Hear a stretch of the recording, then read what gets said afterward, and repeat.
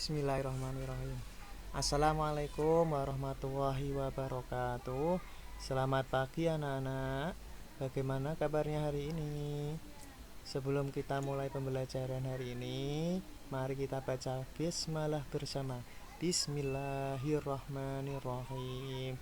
Selanjutnya, pada pelajaran hari ini yaitu tema 1, subtema 1 pada pembelajaran 3 tentang perkembangbiakan vegetatif pada tumbuhan.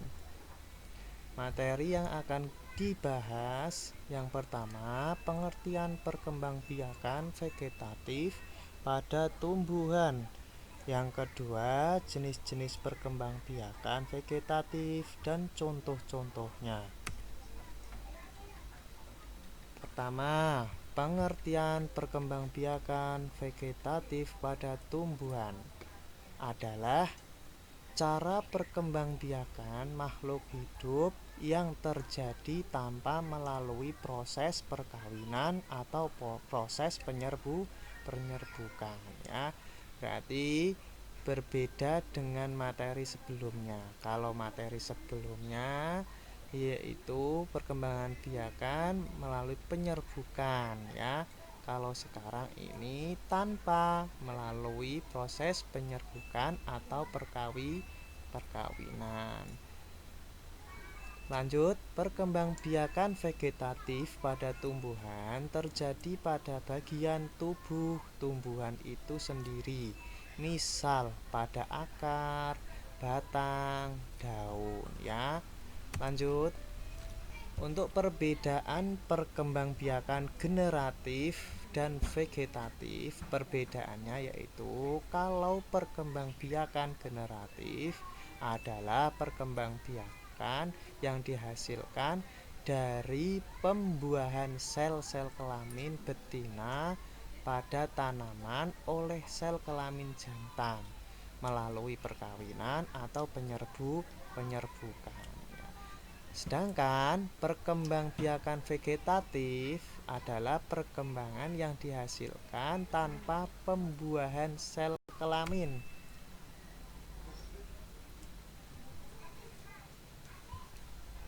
Tanpa pembuahan sel kelamin betina pada tanaman oleh sel kelamin jantan dari hasil bagian tubuh tumbuhan itu sendiri. Maksudnya yang vegetatif tanpa pembuahan sel antara kelamin betina dengan kelamin jantan. Untuk generatif ini melalui sel kelamin betina dengan sel kelamin jantan.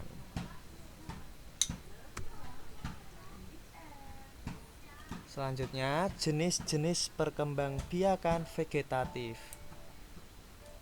Terdapat dua jenis, yaitu perkembangbiakan vegetatif alami dan perkembangbiakan vegetatif buatan. Yang pertama, perkembangbiakan vegetatif alami adalah perkembangbiakan terjadi pada tumbuhan tanpa bantuan manusia. Secara alami, berarti kalau alami itu tanpa bantuan manusia, diingat-ingat. Contohnya umbi batang, umbi lapis, ini umbi ya, maaf salah ngetik. Umbi akar, umbi tinggal, tunas adventif, geragih, dan spora. Untuk per satu-satu penjelasannya akan dibahas di bawahnya ya. Nomor 2, perkembangbiakan vegetatif buatan adalah perkembangan biakan terjadi pada tumbuhan dengan bantuan manusia. Kebalikan dari vegetatif alami. Kalau vegetatif alami tanpa bantuan manusia, sedangkan vegetatif buatan dengan bantuan manusia. Contohnya, kalau vegetatif buatan ini dengan cara mencangkok, stek, okulasi atau menempel, terus menyambung. Untuk penjelasannya akan dibahas di bawah. Selanjutnya, perkembangbiakan vegetatif alami. Untuk yang pertama, umbi batang. Artinya batang yang tumbuhnya di dalam tanah.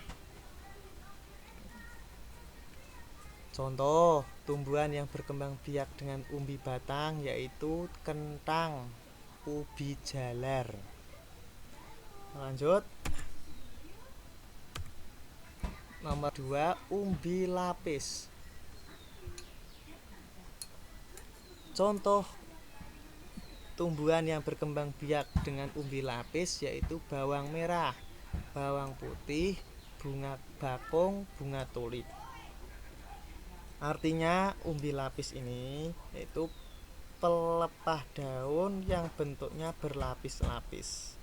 Setiap siung umbi lapis dapat menjadi individu baru. Pada bagian atasnya akan tumbuh tunas dan kemudian pada bagian bawah akan tumbuh akar serabut. Lanjut untuk nomor 3, umbi akar. Artinya akar ini nanti akan berisi cadangan makanan ya. Contoh tumbuhan yang berkembang biak dengan umbi akar yaitu singkong, lobak, dan wortel. Lanjut nomor 4, rizoma. Artinya rizoma ini bisa disebut juga akar tinggal atau rimpang ya. Contohnya tumbuhan yang berkembang biak dengan rizoma yaitu jahe, kunyit, lengkuas, kencur, temulawak. Selanjutnya tunas. Artinya keturunan atau anakan yang tumbuh dari batang pohon yang ada di dalam tanah. Meskipun tunas ini tumbuh dari batang induknya, namun hidupnya tidak tergantung pada induk. Contoh tumbuhan yang berkembang biak dengan tunas yaitu pohon pisang, bambu, tebu. Nomor 6, tunas adventif. Berbeda dengan tunas yang di atas. Untuk tunas adventif ini ya, artinya tunas yang tumbuh pada tepi daun kemudian akan tumbuh akar. Tepi daunnya ya, akan tumbuh akar. Contoh tumbuhan yang berkembang biak dengan tunas adventif yaitu cocor bebek, sukun, kesemek. Lanjut geragi. Contoh geragi ini artinya batang yang tumbuh dan menjalar di permukaan tanah. Contohnya tumbuhan yang berkembang biak dengan geragi adalah stroberi, pegagan, rumput teki, dan lain-lain. Nomor 8, spora. Contoh tumbuhan yang berkembang biak dengan spora yaitu tumbuhan paku, lumut, jamur.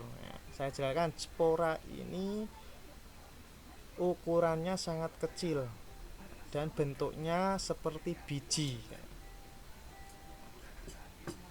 Lanjut. Perkembangbiakan vegetatif buatan. Yang tadi sudah untuk perkembangan vegetatif alami, sekarang vegetatif buatan. Yang pertama, mencangkok. Pernah dengar ya mencangkok ya? Tumbuhan yang dapat dicangkok adalah tumbuhan yang batangnya berkayu dan berkambium. Berkambium itu artinya lapisan kulit daun ya, salah satu lapisan kulit daun. Lapisan kulit batang maksudnya ya, bukan daun, maaf. Akar tumbuhan hasil cangkokan berupa akar serabut. Contohnya pohon mangga, pohon jambu, dan lain-lain. Untuk mencangkok ini juga ada kelebihan dan kekurangannya. Untuk kelebihan mencangkok, cepat berbuah pohonnya itu tadi. Terus sifat sama dengan induknya, pohon tidak terlalu tinggi. Sedangkan kerugian mencangkok, pohonnya kurang kuat. Terus nomor 2, kerugian mencangkok itu berumur pendek pohonnya. Biasanya seperti itu. Lanjut, nomor 2, stek adalah memperbanyak tumbuhan dengan cara menanam bagian tertentu dari tumbuhan tanpa menunggu tumbuhnya akar. Contoh, stek ketela. Stek ketela pohon itu toh, itu steknya termasuk stek batang. Terus bunga mawar, bunga sepatu, ini steknya menggunakan stek tangkai. Lidah mertua, ini menggunakan stek daun. Lanjut, nomor 3, merunduk, yaitu tumbuhan yang mempunyai batang menjulur dan berbuku-buku. Contohnya tumbuhan apel, melati, alamanda, dan lain-lain. Lanjut, nomor 4, okulasi. Okulasi atau menempel, yaitu dilakukan dengan cara menempelkan mata tunas pada batang tumbuhan sejenis yang akan dijadikan induk atau batang bawah. Nah, untuk okulasi ini tujuannya untuk menggabungkan sifat-sifat unggul dari dua jenis tumbuhan sebagai tumbuhan baru. Contohnya alpukat, belimbing. Lanjut, nomor 5, menyambung, yaitu menggabungkan batang bawah dengan batang atas dua tanaman yang sejenis. Nah, ini tujuannya menyambung, yaitu untuk menggabungkan sifat-sifat tanaman yang baik atau unggul sesuai yang kita inginkan. Contohnya kopi, durian, mangga, dan lain-lain ya. Ya, sekian dan terima kasih.